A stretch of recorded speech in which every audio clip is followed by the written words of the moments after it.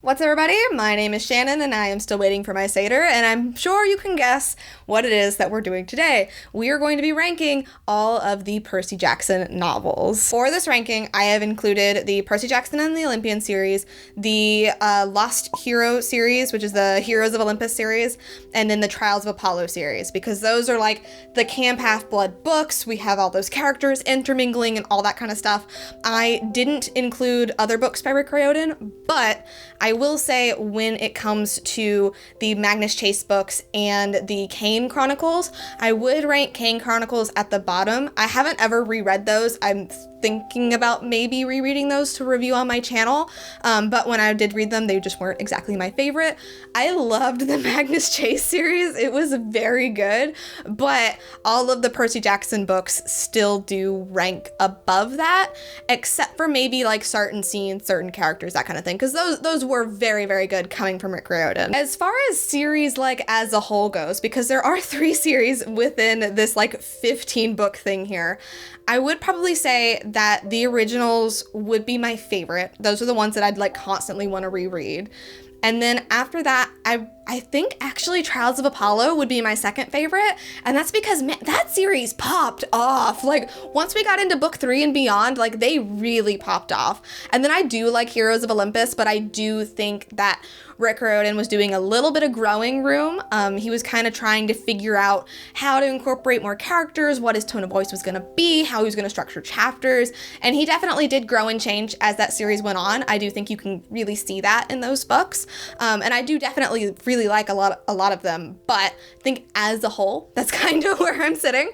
It is very difficult to rank these. I had to lay them all out and like really look at them. So I feel like some of the differences between these are going to be a little bit arbitrary, but I guess without further ado, here are my ranking of the 15 books that all take place within Camp Half-Blood. Number 15, coming in at the bottom, is going to be the Trials of Apollo Book 2, The Dark Prophecy. This book made me almost think that I wasn't going to like Trials of Apollo at all. I was like, oh no, maybe I have aged out of this series. Maybe I am too old to be reading these anymore. Like, I don't know. I just didn't really enjoy it. It wasn't my favorite. I definitely like things that were introduced in this, and reading it again, I did still kind of gain a better appreciation for it. But overall, I think the villain fell a little bit flat. It didn't feel quite as nuanced as the other books, and it just really wasn't like a standout to me. Coming in at number 14 is the second book in the Percy Jackson and Olympians series, The Sea of Monsters. This one to me was just never my favorite, even though it did give me this like really good love for like the Odyssey and like all of that. But, and this is a controversial opinion, I wasn't a huge Tyson fan. I have grown to love him a lot more, but when I think back to the original Percy Jackson series, this one always ranks at the bottom for me. I think it's fun. I think there are a lot of good things in it, but like when you compare it to the books around it, like the angst is gonna hit in that third book, and that's really my sweet spot. Number 13 is the last book in the Heroes of Olympus series, The Blood of Olympus. I don't think this is a controversial opinion to say this isn't the best finale Rick Riordan has ever done. I do think finales aren't necessarily Rick Riordan's strong suit, I will say, even though I do think they are well done, and I do think they are perfect for wrapping up the characters, but sometimes they do feel just like a little bit anticlimactic. I do really love all the Nico and Reina stuff in this. That is really great. But I do think that some of our characters take a little bit too much of a backseat. I think he could have fleshed out things just a little bit more, because overall, like, it is a good series, and I do like the way that it ends, but he could have pushed it just a little bit further. Number 12 is The Lost Hero, which is the first book in the Heroes of Olympus series. Like I said, I think Rick Riordan was going through just a little bit of like growing pains, growing room. Like, he switched characters. He now has 3 main characters. He's cycling between them. He's trying to figure out how to balance the chapters, all that kind of stuff. And I think in this book, you can just really see that he was figuring it out, because already by Son of Neptune, it gets better. And so I think with this book, it just suffered a little bit because of that. That it was a lot to ask for with us being introduced to 3 completely new characters. I do wonder how things would have gone if he had started with the introduction of Percy and then gone into Jason. It might have changed our perceptions just a little bit, but I do really love the main cast from this book, and they did did end up being some of my favorites. I do really like Jason's arc. I love Piper. I love Leo. So it's still good, but you can really see how he was kind of shifting as a writer with this one. 11 is the first book in the Trials of Apollo series, The Hidden Oracle. This really did feel like nostalgia for Camp Half-Blood. Just the return, getting to see Apollo. I do think Apollo and Meg's introductions are really good, but I wasn't sure how I was gonna like this series. I was starting to think that maybe it just wasn't gonna be for me. It was gonna be a little bit more lighthearted. Obviously, we get a little bit more into angst as the series goes on, but as far as introductions go, I do think this was a really good way to like start the series. All right, number 10 is the third book in the Heroes of Olympus series, The Mark of Athena. This book is really fun because we had those meshing of the two casts that we'd gotten so far. But I will say I don't think it feels quite as balanced as it could feel. I do like the return of like Percy. I love that Annabeth finally gets her own perspective. The ending of this one is truly legendary, but I do think certain things could have been balanced just a little bit better. Number 9 is the last book for the Trials of Apollo. It is The Tower of Nero. I really liked this finale. I do think the way he ends Apollo's journey was very special. Apollo goes on a really special journey throughout these books, and I think it ends off very well in this. I do think more time could have been spent with Meg. I do think more time could have been spent with Python, especially. There was a lot of build up to that, and I do think maybe some things could have been shifted, flipped around, and we could have gotten a little bit more with that. But this to me does feel like The Last Olympian in that it's a little bit quieter, you're kind of learning some things, and then it's mostly about the character growth than it is about defeating the villain, and I do really enjoy that in this book. So number 8 is the first book for Percy Jackson and the Olympians, and that is The Lightning Thief.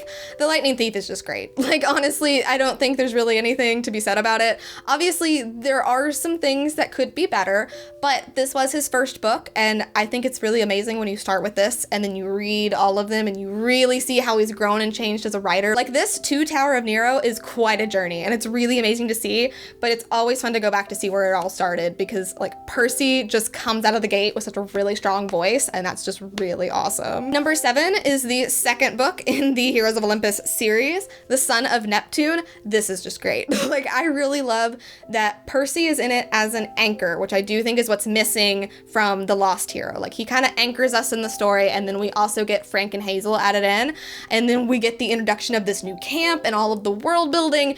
It's just really fun. Percy gets a lot of development in this as well, which I really enjoy, and I do think that this really set the tone for Heroes of Olympus overall. Number 5 is the fourth book in the Percy Jackson series, The Battle of the Labyrinth. I really like this book because Annabeth and Percy are a little bit older. Obviously, the hormones hit in the third book, but hormones are still in this book, and I just think it's really cute. I think it's really fun. I loved the Calypso chapters.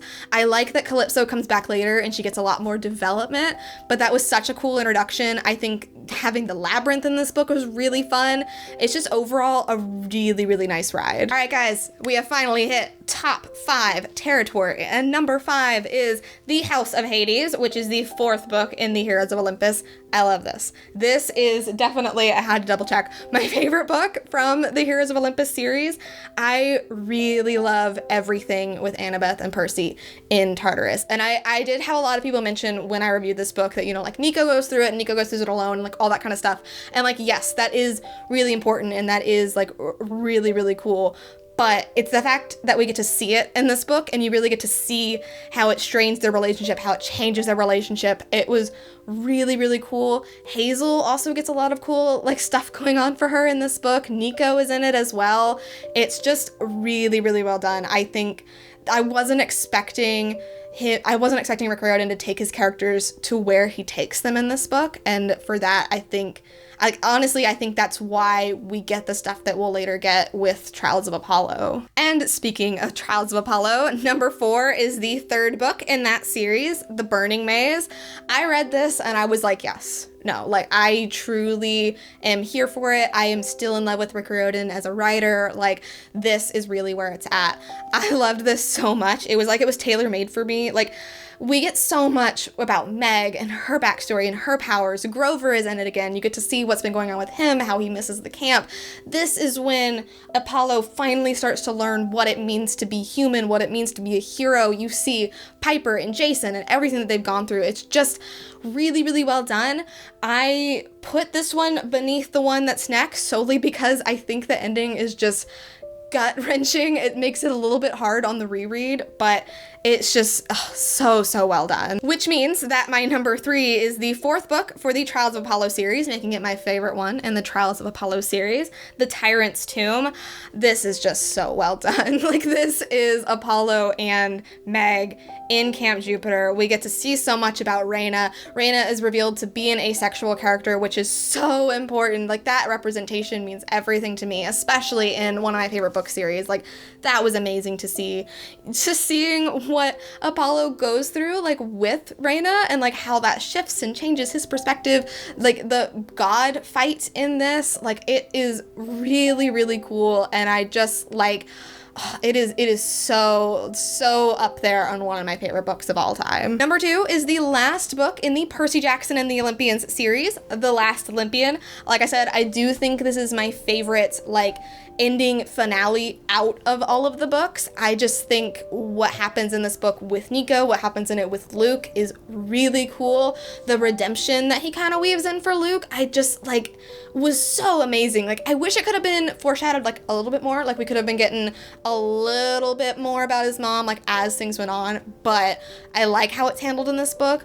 I love everything that Percy and Annabeth go through. I think this really sets up the type of people they become later on in the books, and it's just, it's great. I love the Percy Jackson series. But of course, that means that my number 1 is The Titan's Curse, which is the 3rd book in the Percy Jackson series, making it my favorite one in the Percy Jackson series.